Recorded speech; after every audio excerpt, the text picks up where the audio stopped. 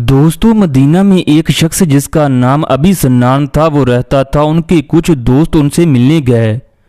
ابی سنان نے کہا میرے پڑوسی کا بھائی فوت ہو گیا ہے، لہذا چلتے ہیں اس کی تعزیت کر لیتے ہیں۔ چنانچہ ہم اٹھے اور اس آدمی کے پاس پہنچ گئے۔ ہم نے دیکھا وہ آدمی بہت رو رہا ہے اور شور مچا رہا ہے۔ ہم بیٹھ گئے۔ ہم نے افسوس کیا اور تسلی دی، مگر وہ نہ ہی افسوس قبول کرتا اور نہ ہی تسلی۔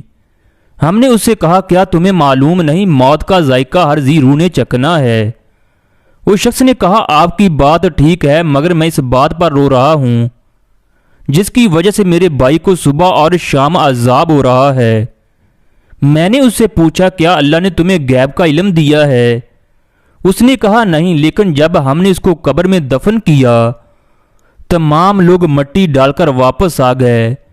جبکہ میں اس کی قبر پر بیٹھا رہا تو اچانک اس کی قبر سے آواز آئی، مجھے اکیلا چھوڑ گئے، میں عذاب میں مبتلا ہوں۔ حالانکہ وہ نماز بھی پڑھتا تھا، روزہ بھی رکھتا تھا۔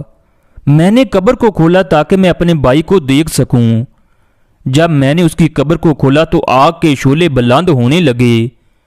اس کے گلے میں آگ کا توق تھا۔ بھائی کی محبت نے مجھے غمزدہ کر دیا ہے۔ میں نے اس کی گردن کی جانب ہاتھ بڑھایا تاکہ اس کی گردن کا توق کھینچ لوں، مگر میری انگلیاں جل گئیں۔ اس نے اپنا جلا ہوا ہاتھ دکھایا۔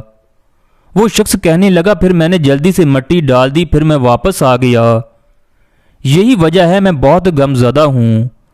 ہم نے اس سے پوچھا تمہارا بھائی زندگی میں کون سا برا کام کرتا تھا؟